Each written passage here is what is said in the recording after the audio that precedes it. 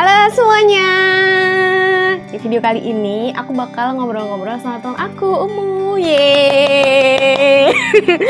Kita bakal ngobrolin tentang PMDSU lagi, tapi kali ini kita beda cerita ya, Mu.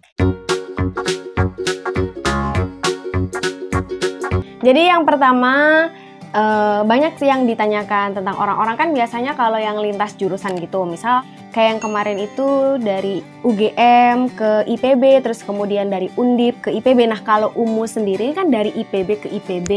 Dan dengar-dengar sebelum-sebelumnya kita juga pernah cerita kalau misalnya Umu ini nggak hanya apply satu beasiswa teman-teman. Jadi Umu ini apply beberapa ya Mu, kalau nggak salah 2 gitu.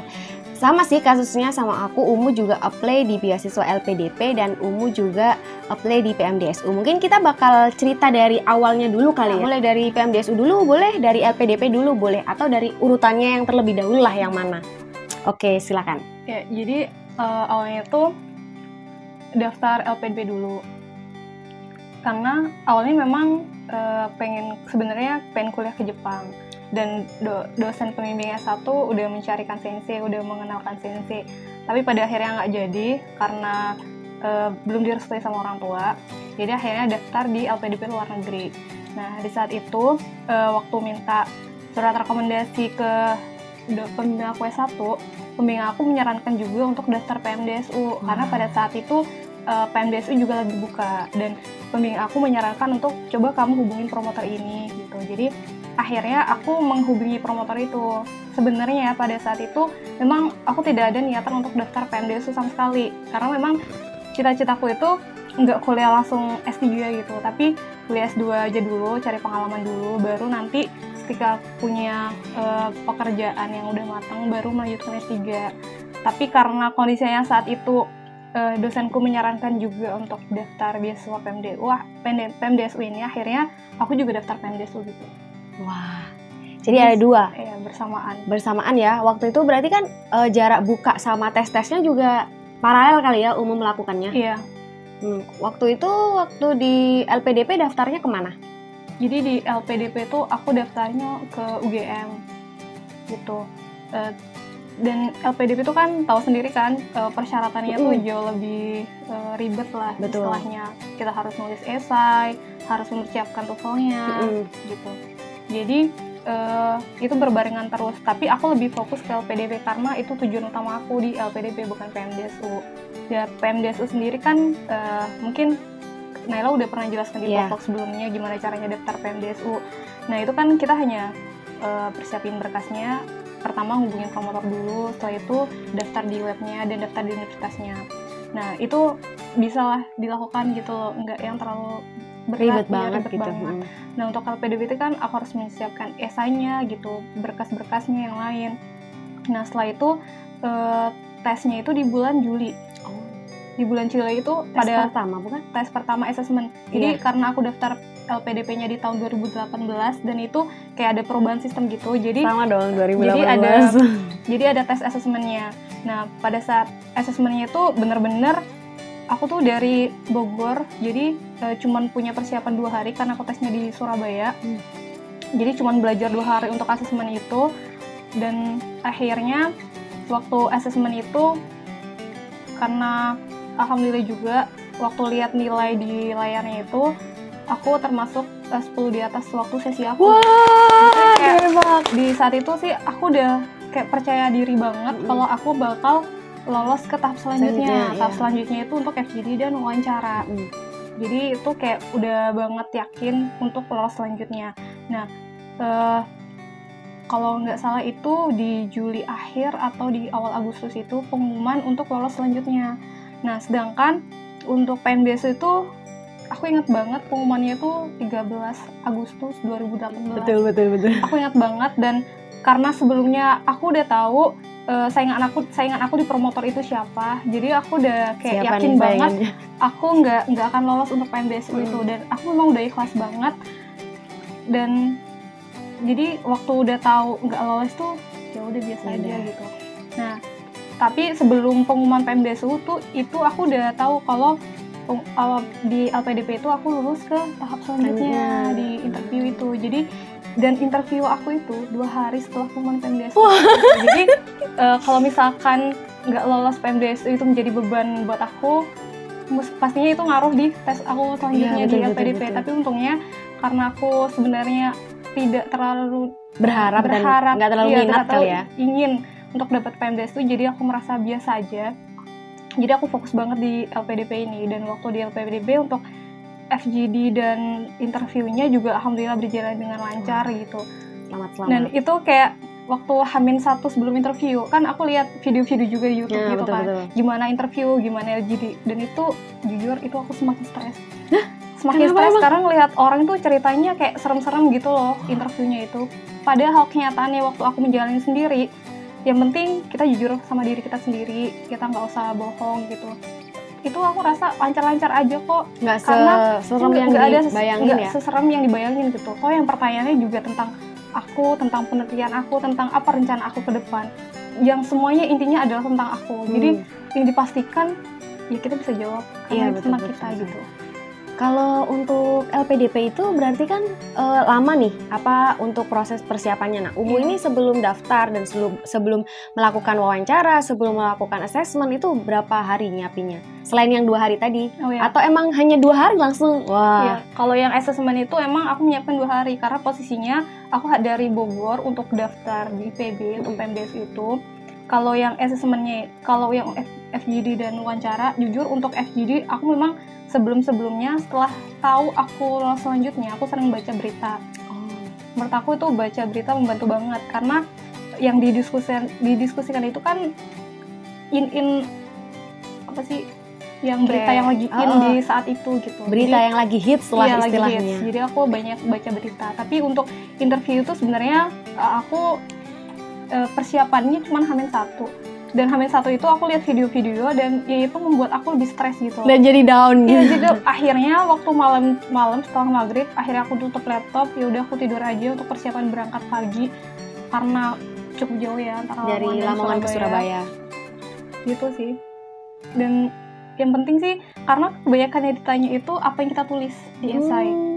Karena yang di esai aku benar-benar tulis apa adanya itu aku, ya jadi gampang aja. Gitu ya. Kalau untuk nyiapin esainya berapa lama waktu itu? Kan ada beberapa esai ya kalau nggak salah, 2 apa 3 ya? 2 sekitar 2 kalau nggak salah ya. Itu untuk mempersiapkan esai nggak terlalu lama ya karena aku udah biasa nulis esai.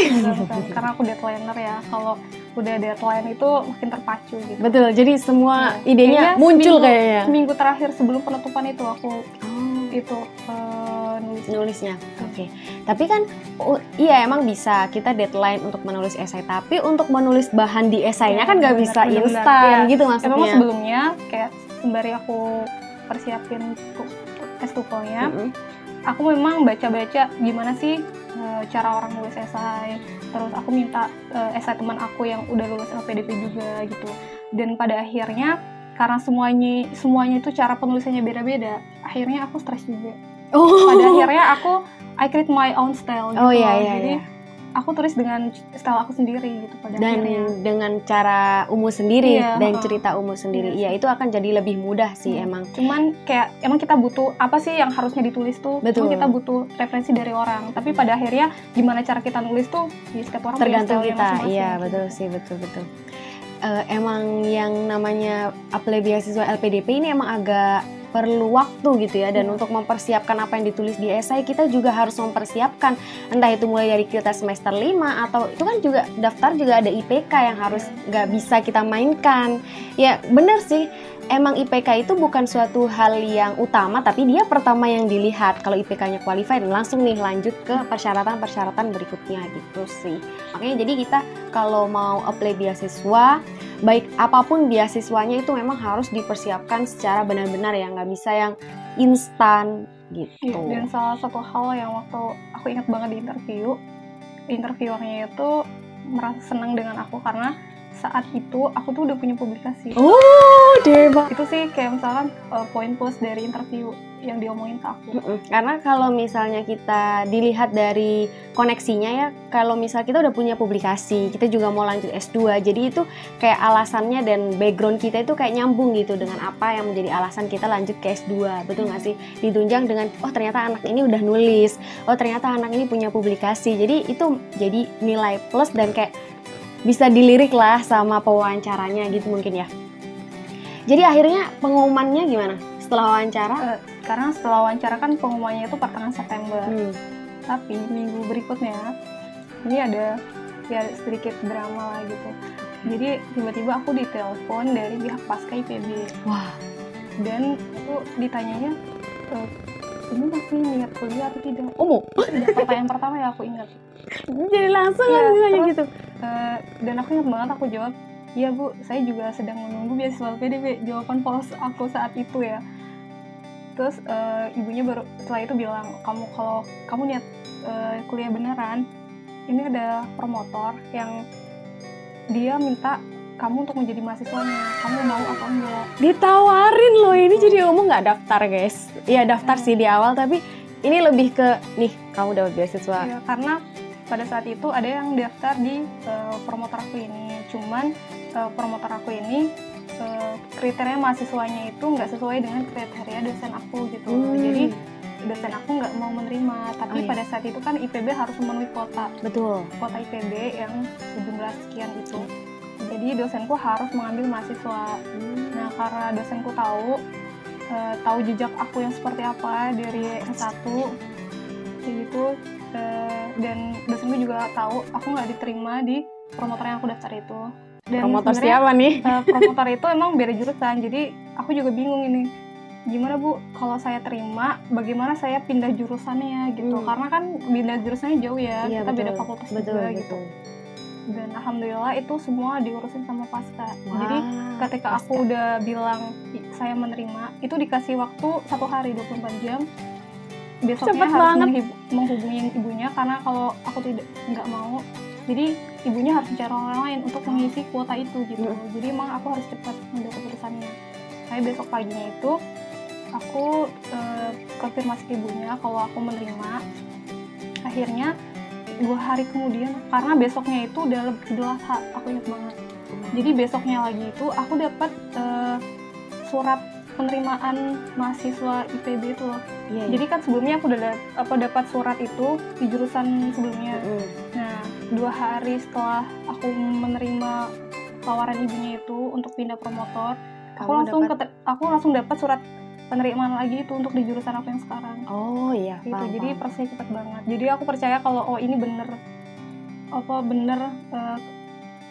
maksudnya aku dulu kan ini beneran gak sih aku pindah promotor dan diterima PMDSU, kan kayak masih ragu gitu. Ternyata karena prosesnya cepet banget, jadi aku kayak yakin gitu. Soalnya tiba-tiba nih dari LPDP yang udah keterima, LPDP-nya juga keterima kan? LPDP-nya itu pokoknya keterima setelah aku kuliah 2 minggu. 3 minggu. Jadi sembari udah beres wawancara, pengumuman PMDSU, drama ada pindah promotor yang dari jurusan X ke jurusan Y mungkin ya, dari promotor A ke promotor B yang diminta gitu tadi. Akhirnya setelah beberapa selang kuliah, tiba-tiba pengumuman LPDP nih. Iya. Wah, terus gimana tuh pengumumannya saatnya? Sebenarnya sedih banget, apalagi waktu aku di jurusan aku tuh aku ketemu kakak kelas tuh nanya, kamu ngapain di sini lagi kuliah? Iya Kak, pakai beasiswa PDP, bukan Kak PMDSU. Terus kakak kelas aku langsung bilang, nggak sayang, langsung bilang kayak gitu, karena menurut dia kenapa nggak keluar, kenapa nggak kuliah ke luar negeri, kenapa tetap di IPB kayak gitu. Jadi, sampai S3 lagi? Iya. Sama. Kan, terus aku bilang, ya Kak sebenarnya aku juga daftar LPDP, keterima, dan pada akhirnya aku harus mengundurkan diri. Nah itu kayak kelasku langsung, nggak sayang, kok nggak sayang gitu. Tapi aku percaya kok, maksudnya ini adalah jalan terbaik yang diberikan sama Allah. Tapi akhirnya Umu bisa juga dong pergi ke luar negeri? Ya alhamdulillah sih. Alhamdulillah kita perginya kemana nih? Alhamdulillah waktu mau masuk tahun kedua ya, aku ada kesempatan untuk